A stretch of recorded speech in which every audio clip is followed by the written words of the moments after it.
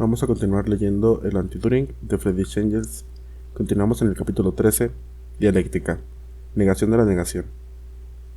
El boceto histórico de la génesis de la pretendida acumulación primitiva del capital en Inglaterra, relativamente es lo mejor que hay en el libro de Marx, y sería mejor todavía de no apoyarse en la muleta sabia y además en la muleta dialéctica. La negación de la negación de Hegel, en efecto, juega el papel de partera que saca el porvenir del seno del pasado. La abolición de la propiedad individual, efectuada de la manera indicada desde el siglo XVI, es la primera negación. A esta seguirá una segunda abolición, caracterizada con la negación de la negación y que es como la restauración de la propiedad individual, aunque en una forma más elevada, fundada en la posesión colectiva del suelo y de los instrumentos de trabajo. Esta nueva propiedad individual se llama por Marx propiedad social, y en ella se muestra la unidad superior de Hegel en el seno de la cual la contradicción es Aufgehoben, es decir, según el juego de palabras de Hegel, negada y conservada a la vez. La expropiación de los expropiadores es, por tanto, por decirlo así, el resultado automático de la realidad histórica en sus aspectos materiales y exteriores. Un hombre sensato difícilmente se dejará convencer por las chazonetas hegelianas, como la negación de la negación, de la necesidad de la propiedad común de la tierra y del capital. La nebulosa confusión de los conceptos de Marx, por lo demás, no sorprenderá a quien sepa lo que puede imaginarse tomando por base la dialéctica de Hegel, o más bien, las extravagancias que han de resultar de ello. Observemos expresamente, para quien desconozca tales finezas, que para Hegel, la primera negación es la idea de la queda original, tomada del catecismo, y la segunda, la idea de una unidad superior que conduce a la redención. ¿Cómo podría fundarse la lógica de los hechos en una bufonada analógica sacada de la religión? El señor Marx se queda tranquilamente en el nebuloso mundo de su propiedad, a la vez individual y social, y deja a sus adeptos el cuidado de resolver, por sí mismos, este profundo enigma dialéctico. Así habla el señor Düring. De esta manera, Marx no puede probar la necesidad de la revolución social. El advenimiento de una sociedad fundada en la propiedad común de la tierra y de los medios de producción, creados por el trabajo, sino, invocando la negación de Hegel y fundando su teoría socialista, en la bufonada analógica tomada de la religión, llega al resultado de que en la sociedad futura existirá una propiedad, a la vez individual y a la vez social. Comunidad superior hegeliana de la contradicción resucita. Dejemos primero de un lado lo de la negación de la negación, y consideremos la propiedad a la vez individual y social. El señor Düring le llama nefelocosigia, mundo nebuloso, y por eso, cosa notable, tiene verdadera razón. Pero la desgracia está en que no es Marx quien se encuentra en este mundo nebuloso, sino precisamente el señor Düring en persona. Así, como anteriormente el señor Düring, gracias a su virtuosidad en el método hegeliano del delirio, podía dar por sabido, sin esfuerzo, lo que contendrían los volúmenes aún inacabados de El Capital. Asimismo, puede ahora, sin gran esfuerzo alguno, corregir a Marx con Hegel, atribuyéndole una unidad superior de la propiedad, de la cual Marx no ha dicho una palabra. Marx dice, es la negación de la negación. Esta no restablece la propiedad privada, pero sí la propiedad individual basada en las conquistas de la era capitalista, sobre la cooperación y la propiedad común de la tierra y de los medios de producción producidos por el trabajo mismo. La transformación de la propiedad privada y fragmentada, basada sobre el trabajo propio de los individuos, es, naturalmente, un proceso mucho más prolongado, pesado y difícil que la transformación de la propiedad capitalista, basada ya de hecho sobre el modo social de producción, en la propiedad social. He ahí todo. El estado de cosas creado por la expropiación de los expropiadores se caracteriza de este modo por el restablecimiento de la propiedad privada, más sobre la base de la propiedad social de la tierra y de los medios de producción creados por el trabajo mismo. Para quien sabe entender, esto significa que la propiedad social se extiende a la tierra y a los demás medios de producción, y la propiedad individual a los productos y a los objetos de consumo. Y para que la cosa resulte comprensible aún para los niños de 6 años, Marx supone, en la página 56, una asociación de hombres libres que trabajan con medios comunes de producción y emplean, conscientemente, sus fuerzas individuales de trabajo, como una fuerza de trabajo social. Una asociación organizada según el plan socialista, y dice, el producto total de la asociación es un producto social. Una parte de dicho producto sirve, de nuevo, de medios de producción. Sigue siendo social, pero otra parte se consume, como medio de existencia, por los miembros de la asociación, y por tanto, debe repartirse entre ellos. ¿No está bastante claro? Ni aun para la cabeza hegelianizada del señor Düring. La propiedad, a la vez individual y social, esa representación confusa, esa extravagancia inevitable de la dialéctica de Hegel, ese mundo nebuloso, ese profundo enigma dialéctico que Marx deja a sus adeptos el cuidado de resolver, también es una libre creación imaginativa del señor Düring. Marx, en su cualidad de pretendido hegeliano, debe proponernos como resultado de la negación una unidad superior verdadera. Pero como no lo hace, a gusto del señor Düring, este vuelve de nuevo a su estilo noble y elevado, y atribuye a Marx el interés de la plena verdad, cosas que son de la propia cosecha del señor Düring. Un hombre tan totalmente incapaz de citar exactamente, aun por excepción, puede muy bien sentir indignación moral por la erudición china de otras personas que siempre citan exactamente y que, de ese modo, ocultan mal la falta de comprensión del sistema de ideas de los escritores que citan. El señor Düring tiene razón. Viva la historia de gran estilo. Hasta el presente, hemos partido del supuesto de que si el señor Düring obstinadamente cita en falso, al menos es de buena fe, y que el hecho proviene de una incapacidad total de comprender, que le es propia, o también de un hábito propio de la historia de gran estilo, hábito que se tiene la costumbre de llamar negligencia, y que consiste en citar de memoria. Pero parece que hemos llegado a un punto en el que en el señor Düring también la cantidad se convierte en cualidad, pues cuando considerábamos 1.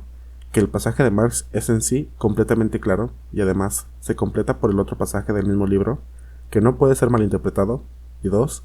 Que ni en su crítica de El Capital citada anteriormente, ni en la primera edición de la Historia Crítica, el señor Düring ha descubierto semejante monstruosidad, la propiedad a la vez individual y social, sino solo en la segunda edición, en tercera lectura, por tanto, y que en esta segunda edición, modificada en el sentido socialista, el señor Düring debía hacer decir a Marx las mayores extravagancias posibles acerca de la organización futura de la sociedad, para poder presentarlas en contra suya, como lo hace y tan triunfalmente diciendo: la comuna económica, cuyo bosquejo jurídico y económico he dado en mi curso.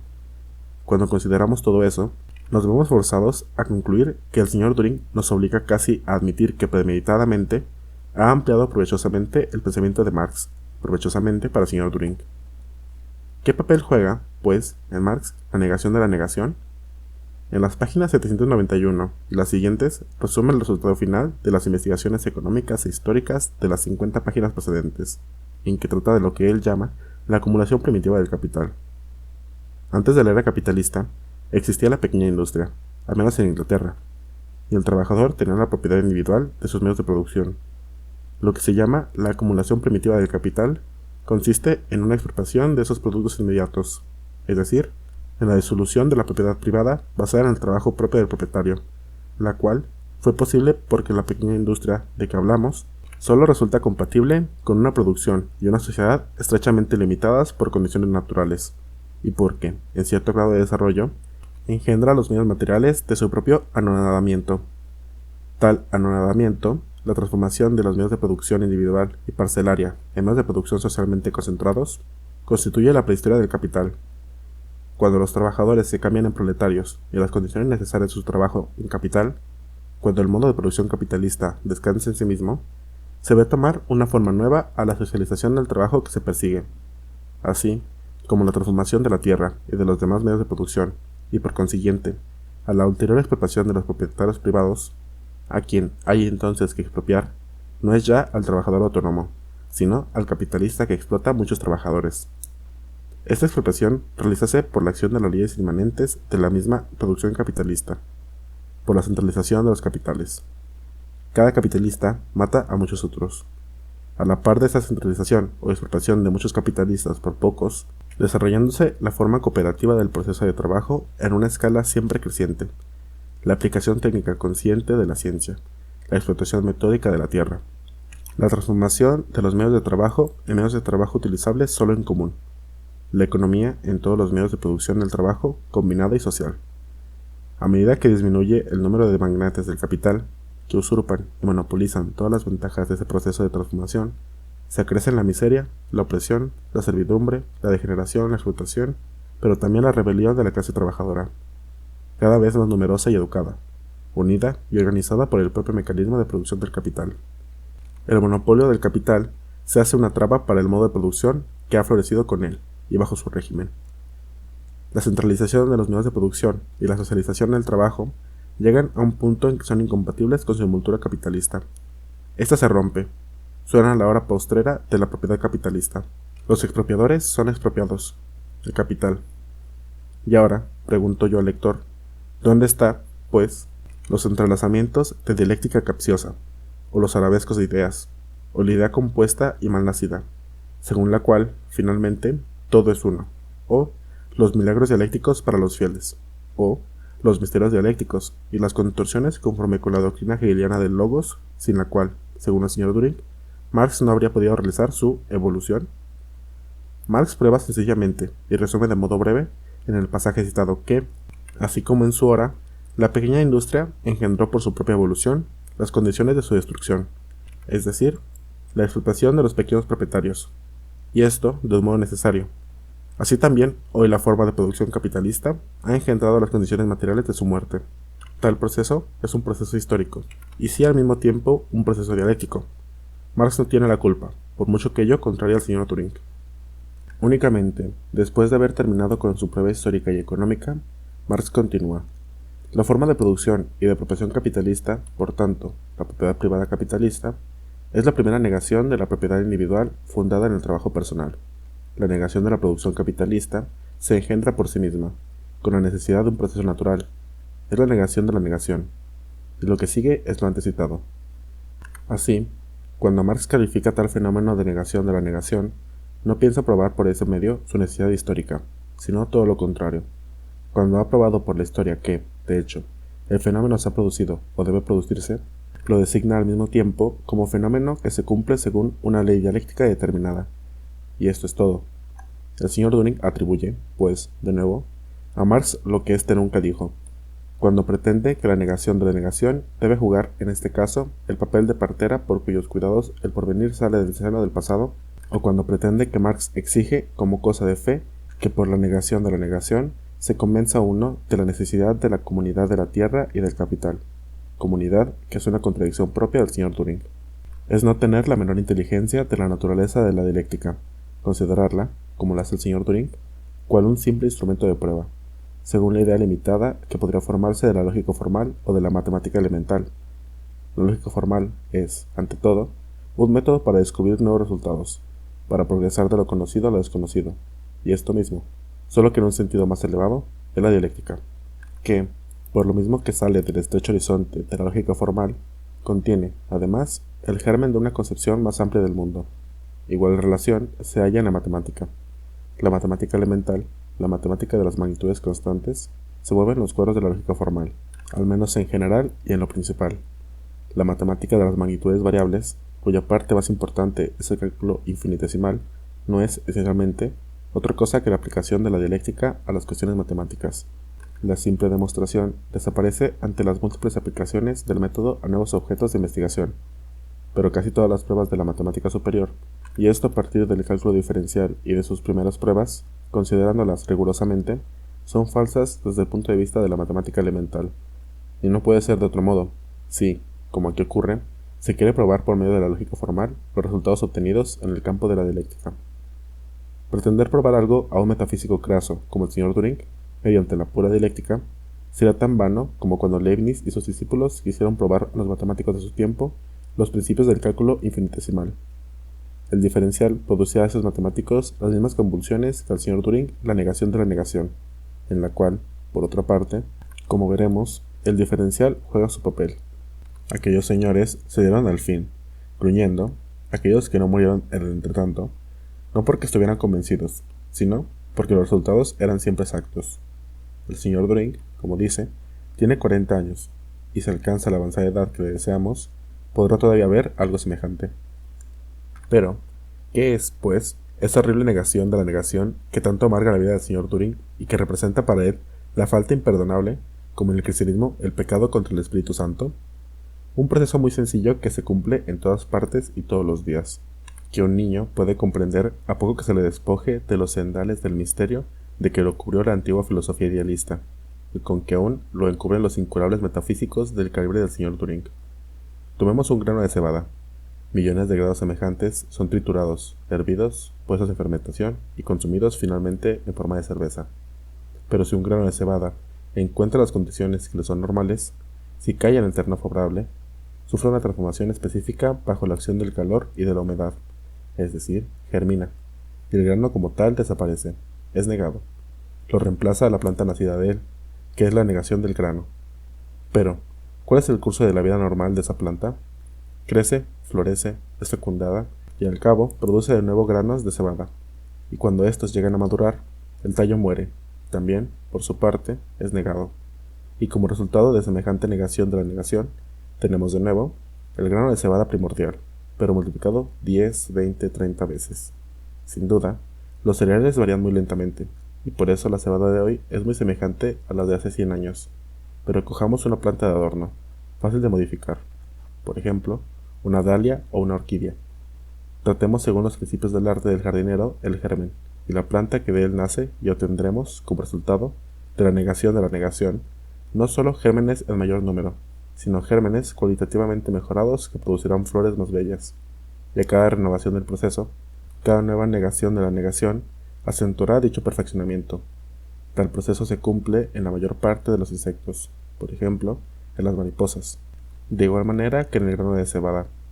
Semejantes insectos nacen del huevo por la negación del huevo mismo, sufren sus metamorfosis hasta la madurez sexual, se copulan y de nuevo son negados. Mueren cuando el proceso generativo se efectúa y la hembra ha puesto numerosos huevos.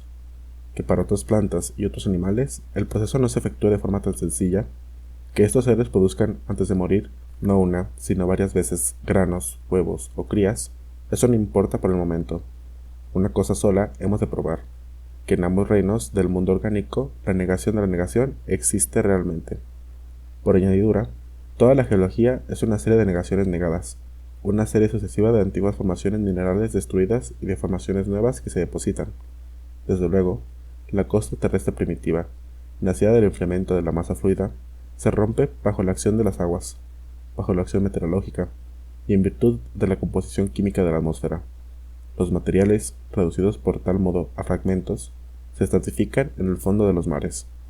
Los levantamientos locales que, en ciertos parajes, suben del fondo del mar por encima de la superficie de las aguas, exponen de nuevo las partes de ese yacimiento primitivo a la acción de la lluvia y del calor variable de las estaciones y del oxígeno y carbono de la atmósfera. Las mismas influencias actúan en las masas rocosas que, provenientes del interior de la Tierra, atravesaron las capas sucesivas, se fundieron y después se enfriaron, sin cesar, durante millones de años, y se forman capas nuevas, se destruyen, en su mayor parte, y sirven siempre de nuevo de materiales para nuevos estratos. Resultando muy positivo de todo ello es la constitución de un suelo mezclado, compuesto de los elementos químicos más diversos y en un estado de friabilidad mecánica que permite la vegetación más variada y abundante. Lo mismo sucede en las matemáticas. Sea una magnitud cualquiera cuya expresión algebraica es a.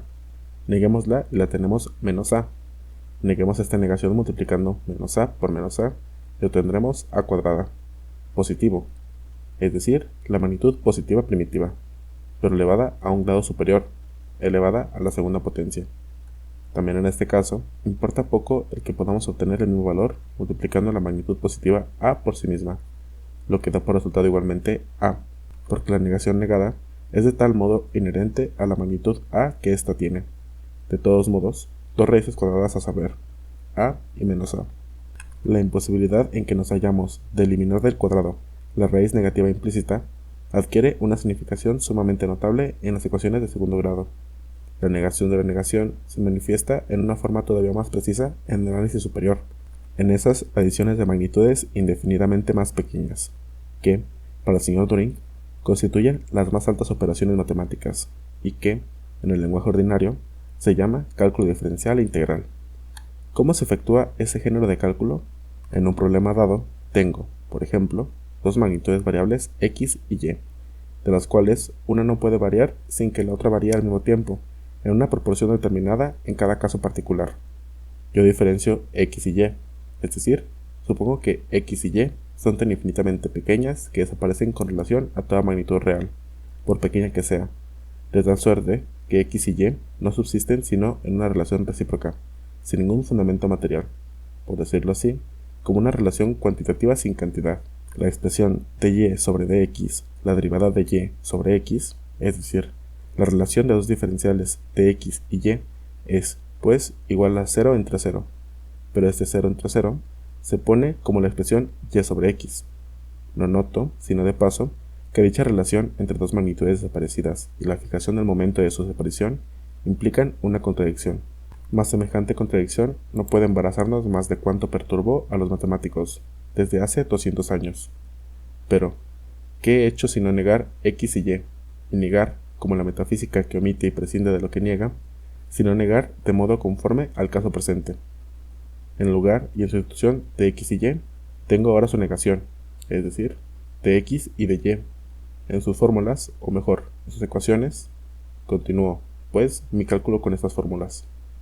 Considero de x y de y como magnitudes reales sometidas solo a ciertas reglas excepcionales, y, llegando a cierto punto, niego la negación, es decir, integro la fórmula diferencial, y en lugar de dx y de y, obtengo de nuevo las magnitudes reales de x y y, pero yo no estoy en el nuevo punto del que partí, pues he resuelto por ese procedimiento un problema en que la geometría y el álgebra comunes se habían debatido en vano. No otra cosa acontece en la historia. Todos los pueblos civilizados comenzaron con la propiedad común del suelo, mas para todos los pueblos que, en cierta medida, superan esa fase primitiva, dicha propiedad común deviene, en el curso de la evolución de la agricultura, un obstáculo para la producción. Así, es abolida, negada, transformada, después de fases de decisión más o menos largas, en propiedad privada. Ahora, en una fase ulterior del desarrollo de la agricultura, fase que resulta justamente de la propiedad privada del suelo, la propiedad privada es, por el contrario, un obstáculo a la producción. Es lo que sucede actualmente tanto con la pequeña como con la gran propiedad. Entonces, se impone como una fatalidad la necesidad de negarla también, de convertirla de nuevo en bien común. Pero esta necesidad no implica el restablecimiento de la propiedad común originaria y primitiva. Lo que implica más bien es el establecimiento de una forma muy superior, más desarrollada, de posesión común, que, muy lejos de convertirse en obstáculo a la producción, por el contrario, le dará pleno auge y le permitirá utilizar por completo los descubrimientos de la química y los cimientos de la mecánica moderna. He aquí otro ejemplo.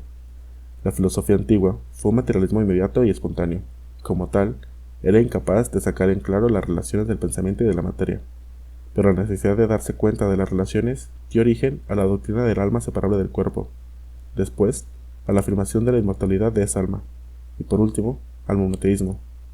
El antiguo materialismo fue negado, pues, por el idealismo.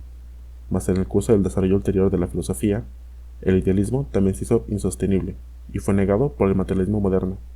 Este último, que la negación de la negación, no es la simple restauración del antiguo materialismo, sino que los fundamentos durables de aquel, aún todo el pensamiento de la filosofía y de las ciencias de la naturaleza, en el curso de una evolución de 2000 años, y el producto de esa misma larga historia. Además, ya no es tampoco una filosofía como tal, sino una simple intuición del mundo que debe probarse y realizarse, no en una ciencia de las ciencias que tiene una existencia aislada, sino en las diversas ciencias positivas. Aquí, pues, la filosofía es aufgehoben, es decir, conservada y superada a la vez, superada en cuanto a la forma, conservada en cuanto al contenido. Allí donde el señor Turing no ve sino un juego de palabras, si se mira de cerca, hay un contenido positivo.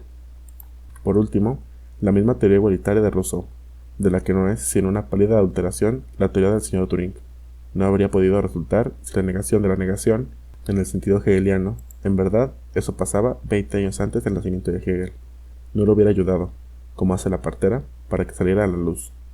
Y muy lejos de avergonzarse, tal doctrina de su primera exposición lleva con ostentación el sello de su origen dialéctico, en el estado natural, es decir, en el estado salvaje. Los hombres eran iguales, y como Rousseau considera ya el lenguaje como una exaltación del estado natural, tiene completamente razón al extender la igualdad perfecta de los animales de una especie determinada a esta especie hipotética de animales hombres, que Haeckel coloca en la clasificación con el nombre de alalos, privados del lenguaje. Mas dichos animales hombres, iguales entre sí, tenían sobre los demás animales una superioridad, la perfectibilidad, es decir, la facultad de desarrollarse ulteriormente, y esa fue la causa de la desigualdad.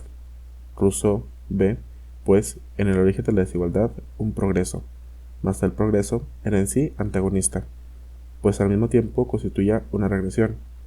Todos los progresos ulteriores, habla de los que han superado el estado primitivo, en apariencia, han sido otros tantos pasos hacia el perfeccionamiento del individuo y hacia la decrepitud de la especie. La agricultura y la metalurgia fueron las dos artes cuya invención producía esta gran revolución, la transformación del bosque virgen en suelo cultivado, y al mismo tiempo, la introducción de la miseria y de la servidumbre por la propiedad. Para el poeta, son el oro y la plata los que han civilizado a los hombres y perdido el género humano, pero para el filósofo, fueron el hierro y el trigo.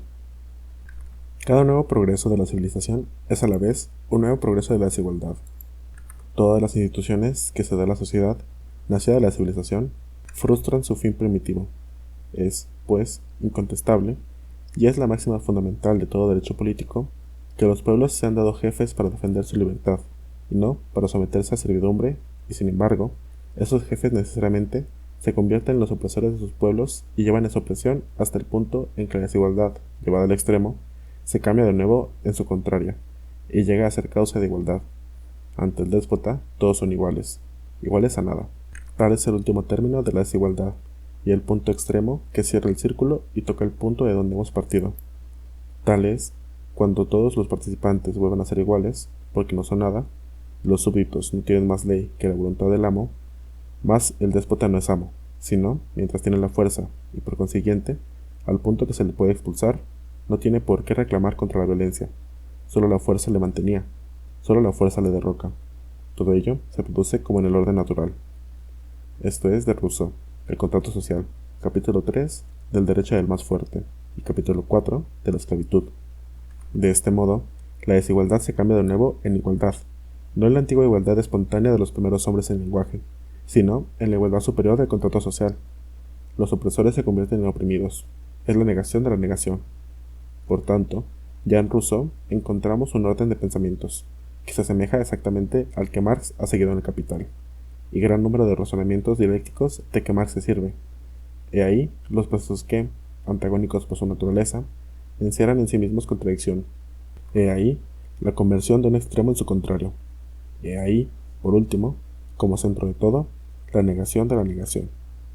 Y si Rousseau no podía en 1754 hablar la jerga de Hegel, no por eso dejaba de estar grandemente infectado, 23 años antes de nacer Hegel, por el contagio hegeliano, por la dialéctica de los contrarios, por la lógica del logos, por el teologismo, etc. Y el mismo señor Düring, cuando, empobreciendo la teoría igualitaria de Rousseau, opera con sus dos victoriosos hombrecillos, ya resbala por el plano inclinado, por donde irremediablemente caen las razas de la negación de la negación.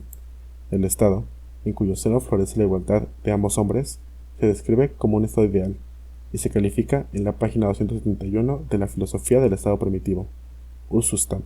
Y ese estado primitivo, me refiero a esa página 271, es necesariamente abolido por el sistema de la depredación, Raubsystem, primera negación, pero enos ahora llegados, gracias a la filosofía de la realidad, al punto en que abolimos el sistema de la depredación, e instauramos en su lugar y sustitución la comuna económica, descubierta por el señor Düring y basada en la igualdad, negación de la negación, igualdad superior. Oh espectáculo regocijante, espectáculo bienhechor, que amplías el horizonte visible y dejas ver a la augusta persona del señor Düring cometiendo el pecado máximo de la negación de la negación. ¿Y qué es, pues, la negación de la negación? Una ley de desarrollo de la naturaleza, de la historia y del pensamiento, sumamente general e importante, y por la misma razón, de la mayor extensión. Una ley que, como hemos visto, tiene aplicación en geología, en matemáticas, en historia, en filosofía. Una ley que el señor Düring mismo está obligado a conocer a su manera, y sin darse cuenta, aunque se abroquele y defienda contra la misma. Dicho queda que nada agregó respecto al proceso especial de evolución, respecto al desenvolvimiento que se opera en un grano de cebada, desde la germinación a la muerte de la planta que produce un nuevo fruto, y me limito a indicar que semejante proceso constituye una negación de la negación. Pues, si afirmase lo contrario, y puesto que el cálculo integral es también negación de la negación, caería en el absurdo de sostener que el proceso biológico de un tallo de cebada es un cálculo integral, o también, ¿por qué no?, el socialismo mismo. En el fondo, esto es lo que los metafísicos solapadamente y sin tregua cargan a la dialéctica. Cuando digo de todos los procesos, que son la negación de la negación, lo subsumo en conjunto a esa ley única de la evolución, y por lo mismo prescindo de los detalles de cada proceso en particular, La dialéctica no es más que la esencia de las leyes generales del movimiento y evolución de la naturaleza, de la sociedad humana y del pensamiento. Pero se objetará que esa negación no es la negación verdadera. Niego también un grano de cebada si lo aplasto, o a un insecto si lo piso, o una magnitud positiva A si la rayo, etc.